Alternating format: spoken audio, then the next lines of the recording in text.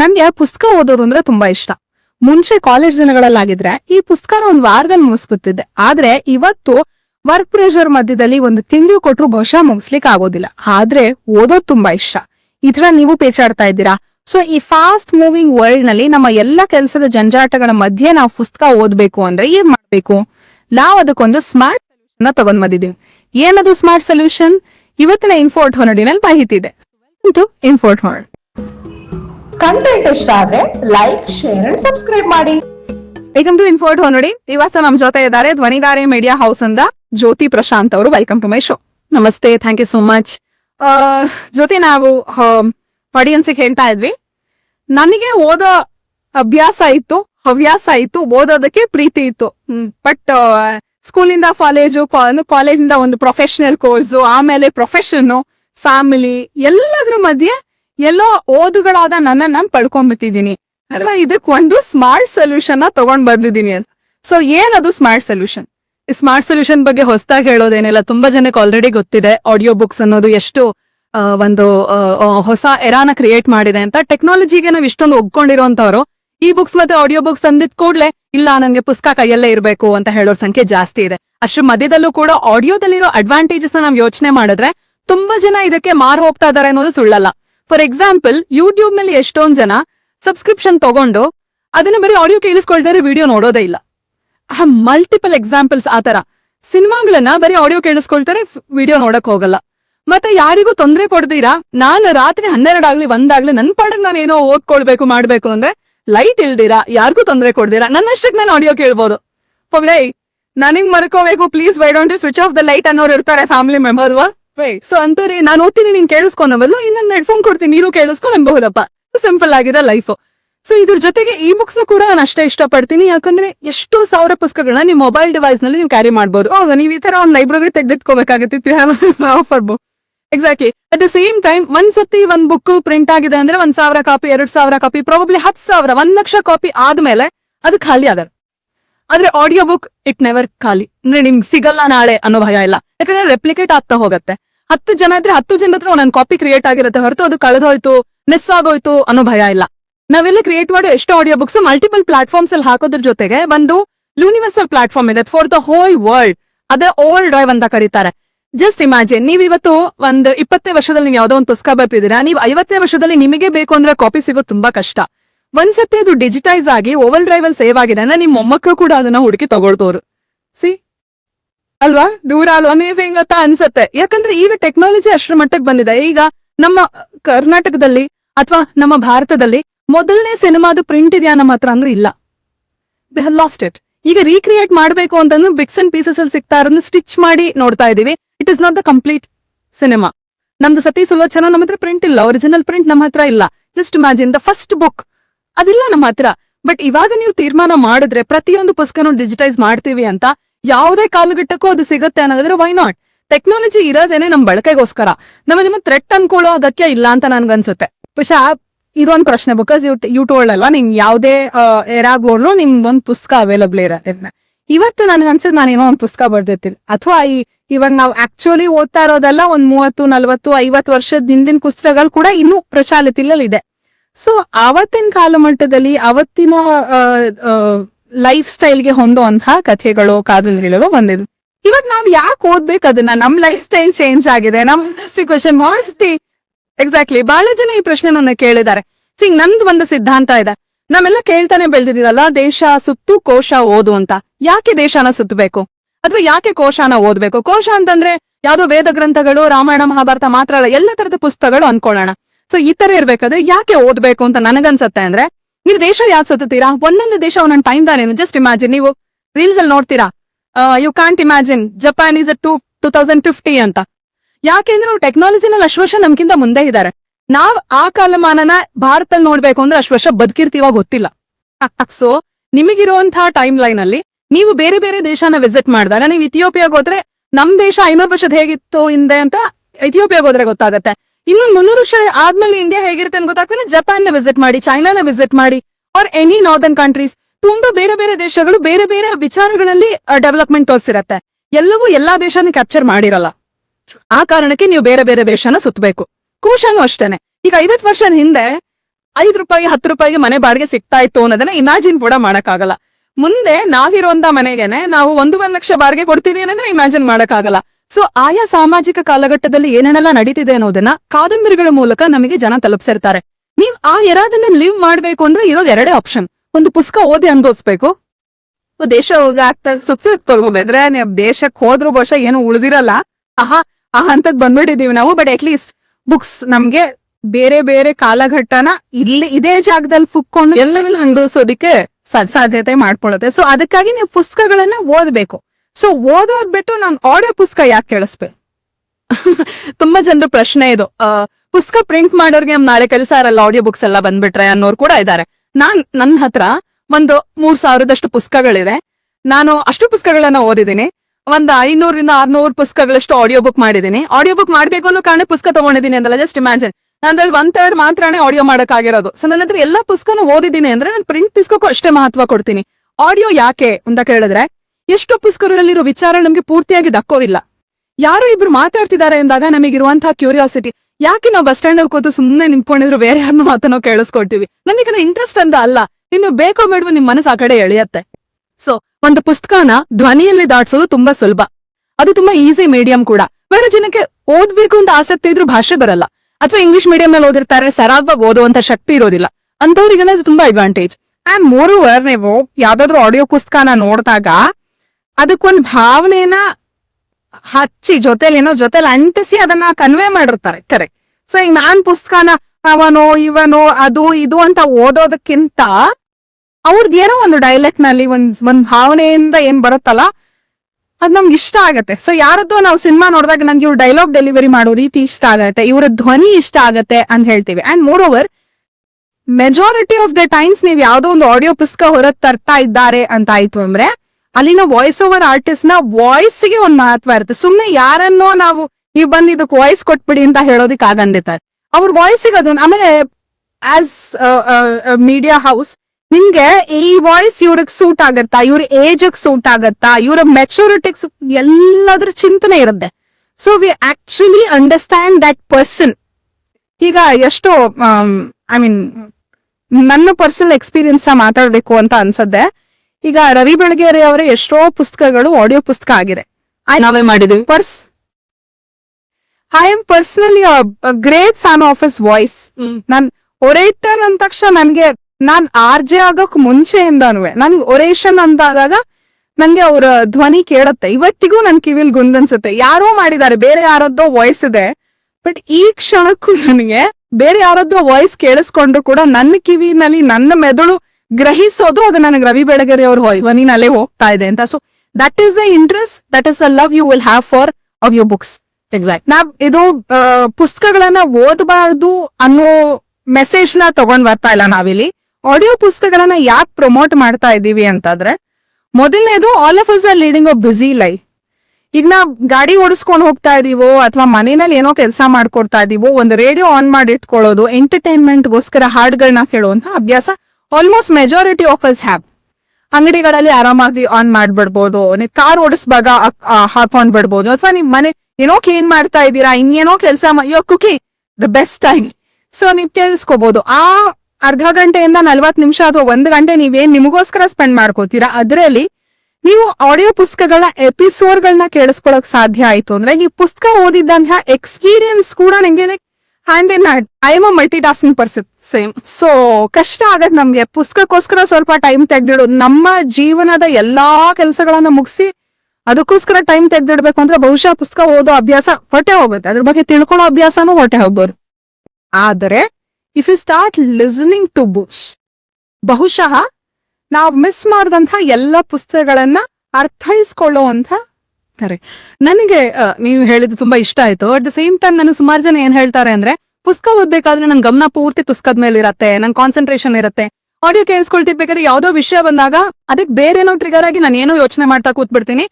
ನನ್ ಕತೆ ಹೋಗಕ್ಕೆ ನಾನು ಹೊಂದ್ಕೊಳ್ಳಲ್ಲ, ಅದು ತುಂಬಾ ಕಷ್ಟ ಆಗುತ್ತೆ, ನನ್ನ ಕಾನ್ಸಂಟ್ರೇಷನ್ ಇರಲ್ಲ ಅಂತ. ನಾನು ನಮಗೆ ಹೇಳೋದಿಷ್ಟೇ, ತಗೊಳ್ತಾನೆ ತುಂಬಾ ದೊಡ್ಡ ದೊಡ್ಡ ಪುಸ್ತಕಗಳನ್ನ ತಗೊಂಡು ತುಂಬಾ ತಲೆ ಕೆಡಿಸ್ಕೊಳ್ಬೇಡಿ. ನೀವು ಎಂಜಾಯ್ ಮಾಡುವಂತಹ, ನಿಮಗೆ ಇಷ್ಟವಾದನ್ನ, ನೀವು ಆಲ್ರೆಡಿ ಓದಿರುವಂತಹ ಪುಸ್ತಕ ಆಡಿಯೋದಲ್ಲಿದೆ, ಫಸ್ಟ್ ಅದನ್ನ ಟ್ರೈ ಮಾಡಿ. ಅವಾಗ ನಿಮ್ಗೆ ಹ್ಯಾಬಿಚುಯೇಟ್ ಆಗೋದಕ್ಕೆ ತುಂಬಾ ಈಸಿ ಆಗತ್ತೆ. ದಿನಕ್ಕೆ 20 ನಿಮಿಷ ಕೇಳಿ ಸಾಕು. ಶುರು ಮಾಡ್ತಾ 20 ನಿಮಿಷ. ನಿಮ್ ಈ ಕತೆ ಹೇಗೆ ಹಿಡಿದು ನಿಲ್ಲಿಸ್ಬಿಡುತ್ತೆ ಅಂದ್ರೆ ನಿಮಗೆ ಗೊತ್ತಿಲ್ದಿರ 1 hour ಆಗ್ಬೋದು. ಅಥವಾ ನೀವು ಪ್ರತಿದಿನ ಅರ್ಧ ಗಂಟೆ ಕೇಳ್ತಾ 1 ವಾರದಲ್ಲಿ ಇಡೀ ಪುಸ್ತಕನ ಕೇಳಿ ಮುಗಿಸ್ಬೋದು. ನನಗೆ ಗೊತ್ತಿರೋ ತುಂಬಾ ಜನ ಪ್ರತಿದಿನ ರಾತ್ರಿ ಮಲಗೋಕ್ ಮುಂಚೆ ಯಾವ್ದೋ ಒಂದಿನ ಕೇಳಿಸ್ಕೊಳ್ಬೇಕು. ಕೇಳಿದಿನ ಕೇಳಿದ್ರು ಪರವಾಗಿಲ್ಲ, ಬಟ್ ಕೇಳಿಸ್ಕೊಳ್ಬೇಕು. ಈ ಅಭ್ಯಾಸ ಏನಾಗುತ್ತೆ ಅಂದ್ರೆ ನಾವ್ ಮಲ್ಗೋಕ್ ಮುಂಚೆ ನಮ್ದೊಂದು ಶಿಸ್ತು ಬರುತ್ತೆ ಅಲ್ವಾ. ಸೋಮವಾರಿಗಂತ ಶಿಸ್ತನ್ನ ಪಕ್ಕಕ್ಕಿಟ್ಟು ಬೇರೆನೋ ಮಾಡುವಂತ ಒಂದು ಶಿಸ್ತು ಬರುತ್ತೆ. ವಿತ್ ಯುವರ್ ಫೋನ್ ಓನ್ಲಿ ತಿರ್ಗಾ like you can keep the phone away ಅಲ್ಲ, you need not to keep it aside. ಅದೇನು ಪಕ್ಕದಲ್ಲಿ ಇಟ್ಕೊಂಡೇ ಕೇಳ್ಬೇಕಂತಿಲ್ಲ. ಅದನ್ನ ಜೋರಾಗಿ ಹಾಕಿ ನೀವು ಟೈಮರ್ ಸೆಟ್ ಮಾಡ್ಬೋದು. ಅದು ಹಾಕಮಟ್ಟ ಅದು ಆಫ್ ಆಗುತ್ತೆ, ನೀವು ಮಲಗ್ಬೇಕಷ್ಟೇ. ಅದಾದ್ಮೇಲೆ ಮತ್ತೆ ಫೋನ್ ಮುಟ್ಬಾರ್ದು. ರೈಟ್. ಸೊ ಸಾಕಷ್ಟು ಅಡ್ವಾಂಟೇಜ್ಗಳಿಂದ ಇವತ್ತಿನ ಕಾಲಘಟ್ಟಕ್ಕೆ ಸಾಕಷ್ಟು ಸಹಾಯಕಾರಿಯಾಗಿ ಹೊರಹೊಮ್ತಾ ಇವೆ ಆಡಿಯೋ ಪುಸ್ತಕಗಳು. ಖಂಡಿತ. ಸೊ ಜ್ಯೋತಿ, ನಿಮ್ಮ ಧ್ವನಿಧಾರೆ ಮೀಡಿಯಾ ಮೂಲಕ ಈಗ ನೀವೇ ಒಂದ್ ನಂಬರ್ ಮೆನ್ಷನ್ ಮಾಡಿದ್ರಿ, ಎಷ್ಟು ಪುಸ್ತಕಗಳನ್ನ ನಾನು ಆಡಿಯೋ ಪುಸ್ತಕ ಮಾಡಿವಿತಾ. So to name a few, ಎಷ್ಟು ಪುಸ್ತಕಗಳಾಗಿದೆ ಅಂಡ್ ನೀವು ನಮ್ದು please listen to this book, ನಮ್ಮ ಆಡಿಯೋ ಕ್ವಾಲಿಟಿನ ನೀವು ನೋಡೋದಕ್ಕೆ ಅನ್ನೋದಕ್ಕೆ ನೀವು ಯಾವ ಪುಸ್ತಕಗಳನ್ನ mention. We have a huge list. ಬಸ್ ಅದರಲ್ಲೂ ಕೂಡ ಎಲ್ಲರೂ ಮೆಚ್ಕೊಂಡಿರುವಂತ ಮತ್ತೆ ನನಗೆ ತೃಪ್ತಿ ಕೊಟ್ಟಿರುವಂತ ಒಂದಷ್ಟು ಪುಸ್ತಕಗಳ ಹೆಸರು ಹೇಳ್ಬೇಕು ಅಂತ ಅಂದ್ರೆ ನೀವು ರವಿ ಬೆಳಗೆರೆ ಅಂತಂದ್ರೆ ರವಿ ಬೆಳಗೆರೆ ಅವರ ಕಾಸ್ಬಾತ್ ಒಂದಿಷ್ಟು ಮಾಡಿದೀವಿ. ಅವ್ರ ಧ್ವನಿ ಇಲ್ಲ ಅನ್ನೋ ಬೇಜಾರಿದೆ, ಆದ್ರೆ ಕಂಟೆಂಟ್ ಹೇಗಿದೆ ಅಂತಂದ್ರೆ ನಿಮಗೆ ಆ ಬೇಜಾರೇ ಕಾಡೋದಿಲ್ಲ, ಅಷ್ಟು ಚೆನ್ನಾಗಿದೆ. ಕಾರ್ಗಿಲ್ ನಲ್ಲಿ 17 ದಿನಗಳು, ಅವರು ಕಣ್ಣಾರೆ ನೋಡಿ ವರದಿ ಮಾಡಿರುವಂತಹ ಪುಸ್ತಕ, ಅದನ್ನು ಕೂಡ ಆಡಿಯೋ ಆಗಿದೆ. I think must listen book. ಖಂಡಿತ ಈ ಪುಸ್ತಕ ಇಷ್ಟ ಪಡ್ತಿರೋ ಇಲ್ವೋ, ನ್ಯೂಸ್ ನೋಡ್ತಿರ್ತೀರಾ, ಖಂಡಿತವಾಗ್ಲೂ ಇಷ್ಟ ಆಗತ್ತೆ.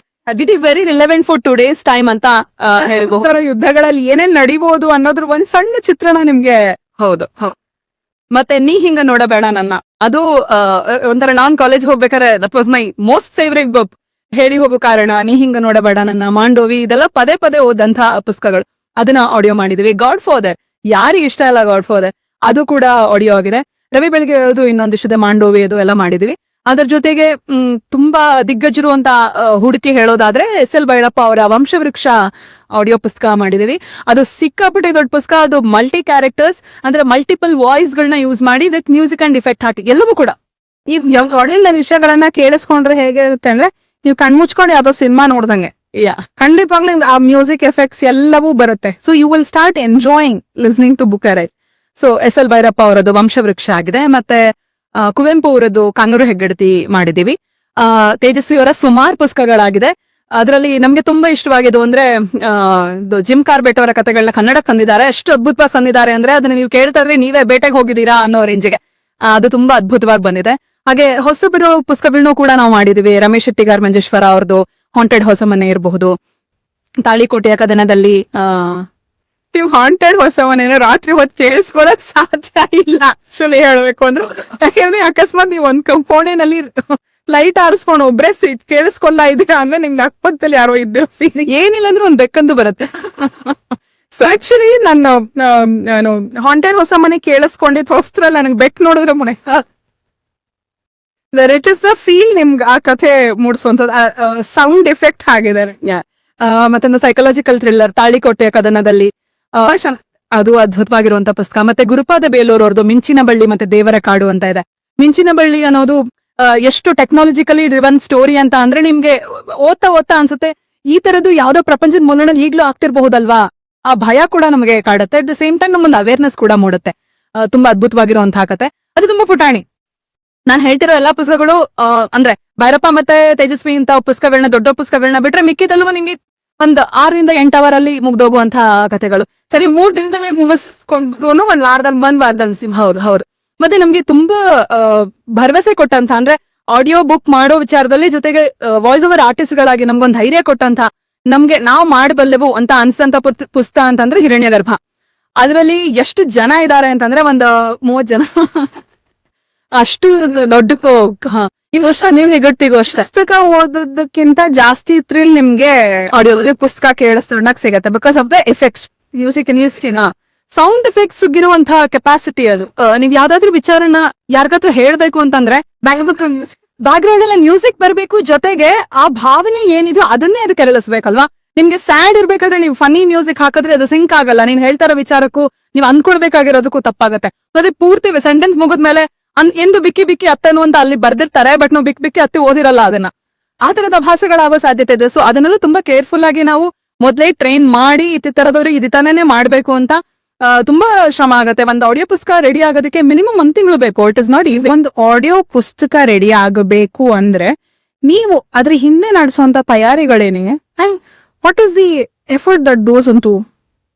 ಮೊದಲನೇದಾಗಿ ತುಂಬಾ ಜನ ಅನ್ಕೊಂಡಿದ್ದಾರೆ ಯಾವುದೇ ಪುಸ್ತಕನ ಸುಮ್ನೆ ಕುತ್ಕೊಂಡು ನನ್ ಪಾಡಿಗೆ ನಾನು ಓದೋ ಬದಲು ಅದನ್ನ ರೆಕಾರ್ಡ್ ಹಾಕ್ಬಿಟ್ಟು ಜೋರಾಗಿ ಓದಿದ್ರೆ that becomes an audio book ಅಂತ. ಸೊ ನೋ, ಅದ್ ಹಾಗಲ್ಲ. ಮತ್ತೆ ಪರ್ಮಿಷನ್ ಇಂದಿರ ನಾವು ಮಾಡೋ ಹಾಗೂ ಇಲ್ಲ. ನಾವು ಕಾಪಿರೈಟ್ ಯಾರ ಹತ್ರ ಇದೆ ಅವ್ರದ್ದು ಪರ್ಮಿಷನ್ಸ್ ತಗೊಳ್ಬೇಕು, ಅವ್ರಿಗೆ ರಾಯಲ್ಟಿ ಪೇ ಮಾಡ್ಬೇಕು. ಅವ್ರ ಪರ್ಮಿಷನ್ ತಗೊಂಡು ಇಷ್ಟೇ ವರ್ಷ ಅಂತ ಇರುತ್ತೆ, ಅಷ್ಟು ವರ್ಷದೊಳಗಡೆ ನಾವು ಆಡಿಯೋ ಬುಕ್ ಮಾಡಿ ಅದನ್ನ ಪಬ್ಲಿಷ್ ಮಾಡ್ಬೇಕು, ಇಲ್ಲಾಂದ್ರೆ ಇಟ್ಸ್ ಅ ಲಾಸ್. ಅದಾದ್ಮೇಲೆ ಅವ್ರು ಯಾರಿಗ್ ಬೇಕಿದ್ರು ಆ ಪರ್ಮಿಷನ್ ದಾಟಿಸಬಹುದು. ಸೊ ಆ ಒಂದು ರಿಸ್ಕ್ ಇರತ್ತೆ. ನಾವು ಯಾವ್ಯಾವ ಪುಸ್ತಕಗಳನ್ನ ಮಾಡ್ಬೇಕು ಅಂತ ಇದೀವೋ ನಾವು ಸಾಧ್ಯವಾದಷ್ಟು ಫಿಕ್ಷನ್ಗೆ ನಾವು ಒತ್ತು ಕೊಡ್ತೀವಿ. ಯಾಕಂದ್ರೆ ವಾಯ್ಸ್ ಓವರ್ ಆರ್ಟಿಸ್ಟ್ ಗಳಾಗಿ ನಮಗೊಂದು ಪಾಲ್ಗೊಳ್ಳೋದಕ್ಕೆ ಖುಷಿ ಇರ್ಬೇಕಾಗತ್ತೆ. ನಾನು ಇಂತ ಪುಸ್ತಕದಲ್ಲಿ ಇಂತ ಪಾತ್ರ ಮಾಡಿದೀನಿ ಅನ್ನೋದು ಒಂದು ಹೆಮ್ಮೆ ಕೊಡುತ್ತೆ. ನನ್ನ ಧ್ವನಿ ಪಾತ್ರ ಮಾಡಿವೆ ಅನ್ನೋ. ಸೊ ಅದು ತುಂಬಾನೇ ಚಾಲೆಂಜಿಂಗ್ ಕೂಡ. ಯಾಕಂದ್ರೆ ಆ ಪಾತ್ರ ಹುಟ್ತಾ ಮಗುವಾಗಿದ್ದು ಬೆಳೀತಾ ಯುವಕನಾಗಿ ಕೊನೆಗೆ ಸಾವು ಒಂದು ಟೈಮಲ್ಲಿ ಬೇರೇನೋ ಆಗಿರ್ಬಹುದು. ಸೊ ಆ ಎಲ್ಲ ಏರಿಳಿತಗಳನ್ನ ನಾವು ಒಂದು ಕಥೆ ಮೂಲಕ ನಮ್ ಧ್ವನಿನಲ್ಲಿ ದಾಟಿಸೋ ಒಂದು ಚಾಲೆಂಜ್ ಇದೆಯಲ್ಲ, ಅದು ತುಂಬಾ ಖುಷಿ ಕೊಡುತ್ತೆ. ವಾಯ್ಸ್ ಓವರ್ ಆರ್ಟಿಸ್ಟ್ ಆಗಿ probably you would have enjoyed, ನೀವು ಮಾಡಿರ್ತೀರಾ, ನಿಮ್ಗೂ ಕೂಡ ಅದ್ರ ಬಗ್ಗೆ ಗೊತ್ತಿರಬಹುದು. ಒಂದ್ ಪುಸ್ತಕನ ನಾವು ತಗೊಂಡಾಗ ಅದನ್ನ ನರೇಷನ್ ಒಂದಿನ ಬಿಟ್ಟು ಯಾವ್ಯಾವೆಲ್ಲ ಕ್ಯಾರೆಕ್ಟರ್ಸ್ ಇದೆ ಪ್ರತಿ ಚಾಪ್ಟರ್ ನಲ್ಲಿ ಅಂತ ಒಂದ್ ಲಿಸ್ಟ್ ಮಾಡ್ಕೊಂಡು ಆ ಕ್ಯಾರೆಕ್ಟರ್ ಗಳಿಗೆ ಏಜ್ ನ ನಾವು ಅಪ್ರೋಪ್ರಿಯೇಟ್ ಆಗಿ ಡಿಸೈಡ್ ಮಾಡ್ಕೊಳ್ತೀವಿ. ಒಂದ್ ಸಿನಿಮಾ ಹೇಗಾಗತ್ತೋ ಅದೇ ರೀತಿನಲ್ಲಿ. ಅದಕ್ಕೆ ನಮ್ ಹತ್ರ ಇರುವಂತಹ ಲಿಸ್ಟ್ ನಲ್ಲಿ ಯಾರು ಸೂಟ್ ಆಗ್ತಾರೆ. ನರೇಟರ್ ಮೇಲ್ ಆಗಿದ್ರೆ ಯೂಶಲಿ ಹೀರೋ ಅಥವಾ ಹೀರೋಯಿನ್ ಪ್ರೊಟೋಗೋನಿಸ್ಟ್ ಏನಿರ್ತಾರೆ ಅವ್ರನ್ನ ನಾವು ಫೀಮೇಲ್ ತಗೊಳ್ತೀವಿ. ಸೊ ಯಾವ ಎಕ್ಸಾಕ್ಟ್ ಆಗಿ ಸೇಮ್ ಇರಬಾರ್ದು, ಬೋರ್ ಕೇಳಿಸ್ಕೊಳ್ಳೋರ್ಗು ಬೋರವರ ಆಗ್ಬಾರ್ದು. ಮತ್ತೆ ಒಂದರ ಕಂಟಿನ್ಯೂಸ್ ಆಗಿ ಒಂದೇ ತರದ ವಿಚಾರಗಳನ್ನೇ ದಾಟ್ತಾ ಇದೆ ಅಂತ ಅನ್ನಿಸ್ಬಾರ್ದು. ಆ ಕಾರಣಕ್ಕೆ ಜೊತೆಗೆ ಮಕ್ಕಳಿದ್ರೆ ಮಕ್ಕಳನ್ನೇ ಕರ್ಕೊಂಡ್ ಬರ್ತೀವಿ. ವಯಸ್ಸಾದವರಿದ್ರೆ ಸಾಧ್ಯವಾದಷ್ಟು ವಯಸ್ಸಾದವ್ರ ಕೈಲೇ ಆ ಪಾತ್ರಗಳನ್ನ ಮಾಡಿಸ್ತೀವಿ. ತುಂಬಾ ಗಡ್ಸಾಗಿರೋ ಧ್ವನಿ ಬೇಕು ಅಥವಾ ತುಂಬಾ ಕೋಪಿಷ್ಟನಾಗಿರೋರು ಬೇಕು ಅಂದ್ರೆ ಸ್ವಲ್ಪ ಜಡ್ಜ್ ಮಾಡೋದಕ್ಕೆ ಆಗತ್ತಲ್ಲ, ಈ ವ್ಯಕ್ತಿಗೆ ಸ್ವಲ್ಪ ರೇಗ್ಸಿದ್ರೆ ಬರುತ್ತೆ ಈ ಧ್ವನಿ. ಈ ತರದೆಲ್ಲ ಒಂದಿಷ್ಟು ಬ್ಯಾಕ್ ಗ್ರೌಂಡ್ ಕೆಲಸಗಳಾಗತ್ತೆ. ಇದಾದ್ಮೇಲಿಂದ ಪುಸ್ತಕನ ನಾವು ಮಾರ್ಕ್ ಮಾಡಕ್ ಶುರು ಮಾಡ್ತೀವಿ. ಪ್ರತಿ ಕ್ಯಾರೆಕ್ಟರ್ಗೂ ಬೇರೆ ಬೇರೆ ಬಣ್ಣದಲ್ಲಿ ನಾವು ಮಾರ್ಕ್ ಮಾಡ್ಕೊಂಡು ಅವರಿಗೆ ಆಯಾ ಕಥೆಯನ್ನ ಕಳಿಸ್ಕೊಡ್ತೀವಿ. ಅವ್ರಿಗೆ ಕಳಿಸ್ಕೊಡ್ತೀವಿ. ಸೊ ಅವರಿಗೆ ಒಂದು ಬ್ಯಾಕ್ ಗ್ರೌಂಡ್ ನಾವು ಹೇಳಿರ್ತೀವಿ, ಕತೆ ಹೀಗಿದೆ. ಅವ್ರ ಪುಸ್ತಕ ಓದಿದ್ರೆ ಸಂತೋಷ. ಕೆಲವರು ಪುಸ್ತಕದ ಹೆಸರು ಕೇಳಿರ್ತಾರೆ, ಆದ್ರೆ ಓದೋಕ್ ಸಮಯ ಆಗಿರೋದಿಲ್ಲ. ಹೊಸ ಪುಸ್ತಕಗಳಾಗಿದೆ, ರಿಲೀಸ್ ಬಾರಿ 1 ವಾರ ಆಗಿದೆ, 10 ದಿನ ಆಗಿದೆ, ಓದಕ್ ಸಾಧ್ಯ ಆಗಿರೋದಿಲ್ಲ. ಬಟ್ ಆಡಿಯೋ ಬುಕ್ ಕೂಡ ಒಟ್ಟಿಗೆ ಲಾಂಚ್ ಆಗ್ಬೇಕು. ಆತರ ಇದ್ದಾಗ ಅವ್ರಿಗೆ ಕತೆ ಗೊತ್ತಿರೋಕ್ ಸಾಧ್ಯನೇ ಇಲ್ಲ. ಸೊ ಬ್ಯಾಕ್ ಗ್ರೌಂಡ್ ಸ್ಟೋರಿ ಹೇಳಿ ನಿಮ್ಮ ಭಾವನೆಗಳು ಇಂತಿಂತ ಚಾಪ್ಟರ್ ನಲ್ಲಿ ಈ ರೀತಿ ಬದಲಾಗತ್ತೆ ಅನ್ನೋದನ್ನ ನಾವು ಮುಂಚೆನೆ ಹೇಳಿರ್ತೀವಿ. ಅವರೊಂದು ರಿಹರ್ಸಲ್ ಮಾಡಿರ್ತಾರೆ. ಸಾಧ್ಯವಾದಷ್ಟು ಮಟ್ಟಿಗೆ ಅವ್ರ ಜೊತೆ ಓವರ್ ಫೋನ್ ಮಾತಾಡಿಯೋ ಅಥವಾ ಒಂದ್ಸತಿ ಭೇಟಿ ಮಾಡಿನೋ ಅದೊಂದ್ 2 ಸಲ ಇಂಟ್ರಾಕ್ಷನ್ ಆಗಿರುತ್ತೆ. ಅದಾದ ನಂತರ ನಿರೂಪಣೆ ಪಾರ್ಟ್ನ ಪೂರ್ತಿ ಮುಗಿಸ್ಕೊಂಡ್ಬಿಡ್ತೀವಿ ರೆಕಾರ್ಡಿಂಗ್ ಅಲ್ಲಿ. ಅದಾದ ನಂತರ ಡೈಲಾಗ್ಸ್ ಒಬ್ಬೊಬ್ಬ ಕ್ಯಾರೆಕ್ಟರ್ದು ಒಂದೊಂದು ಡೈಲಾಗ್ ಇರುತ್ತೆ. ಆ ಡೈಲಾಗ್ ಇಬ್ರಿದ್ರೆ ಇಬ್ರು ಜೊತೆನಲ್ಲಿ ಮಾಡ್ತಾರೆ ಅಥವಾ ಸಪ್ರೇಟ್ ಆಗಿ ಮಾಡ್ತಾರೆ. ಅದಾದ ನಂತರ ನಾವು ಅದನ್ನ ಸಿಂಕ್ ಮಾಡ್ತಾ ಹೋಗ್ತೀವಿ. It's a very long process. ಇದು ರಾ ಎಡಿಟಿಂಗ್ ಆದ್ಮೇಲೆ ಹೌದು ತುಂಬಾ ರೀಟೇಕ್ ಗಳು ಬೇಕಾಗತ್ತೆ. ಅವ್ರ ಭಾವನೆ ಬೇರೆ ಇರುತ್ತೆ, ಅವ್ರು ಹೇಳೋ ರೀತಿ ಬೇರೆ ಇರುತ್ತೆ. ಒಂದೊಂದ್ಸಲ ಏನಾಗುತ್ತೆ, ನಾನು ನಗ್ತಾ ಮಾತಾಡಿ ತಕ್ಷಣ ಕೋಪದ್ದು ಮಾಡಕ್ಕಾಗಲ್ಲ. ಅದು ತುಂಬಾ ಕೋಪದಲ್ಲಿ ಇರೋರ್ಗೆ ನೀವ್ ಫನ್ನಿಯಾಗಿ ಏನೋ ಹೇಳ್ಬೇಕು ಅಂದ್ರೆ ಆಗಲ್ಲ. ಸೊ ಅವ್ರದ್ದು ಮೆಂಟಲ್ ಸ್ಟೇಟಸ್ ಕೂಡ ಇಂಪಾರ್ಟೆಂಟ್ ಆಗುತ್ತೆ. ಕೆಲವೊಂದ್ಸತಿ ತಗೊಂಡಿರ್ತಾರೆ, ರೀಟೇಕ್ ನಮಗ್ ಬೇಕು ಅನ್ಸುತ್ತೆ, ಅವ್ರು ಬರಕ್ ರೆಡಿ ಇರಲ್ಲ, ತುಂಬಾ ಏನೇನೋ ಹಿಕಪ್ಸ್ ಆಗತ್ತೆ. ಸೊ ಇಷ್ಟೆಲ್ಲರೂ ಮಧ್ಯದಲ್ಲೂ ಅವ್ರನ್ನ ಕನ್ವಿನ್ಸ್ ಮಾಡಿ ಮತ್ತೆ ಕರೆಸಿ ಮತ್ತೆ ಮಾಡೋದು ಇಟ್ಸ್ ಅ ಚಾಲೆಂಜ್. ಇದೆಲ್ಲ ಆದ್ಮೇಲಿಂದ ಮ್ಯೂಸಿಕ್ ಪಾರ್ಟ್ ಬರುತ್ತೆ. ಇದನ್ನ ಪೋಸ್ಟ್ ಪ್ರೊಡಕ್ಷನ್ ಅಂತೀವಿ. ಬೇಸಿಕ್ ಎಡಿಟಿಂಗ್ ಎಲ್ಲ ಮುಗಿದ್ಮೇಲೆ ಅದಕ್ಕೊಂದು ಇದು ಯಾವ ತರದ ಸಂಗೀತ ಬೇಕಾಗತ್ತೆ. ಕಾನೂರು ಹೆಗಡೆಗೆ ನಾನು ರಾಕ್ ಮ್ಯೂಸಿಕ್ ಹಾಕಕ್ಕಾಗಲ್ಲ. ಸೊ ಅದಕ್ಕೆ ಆ ಹಳ್ಳಿ ಸೊಬಡಿನ ಮ್ಯೂಸಿಕ್ಕೇ ಬೇಕಾಗತ್ತೆ.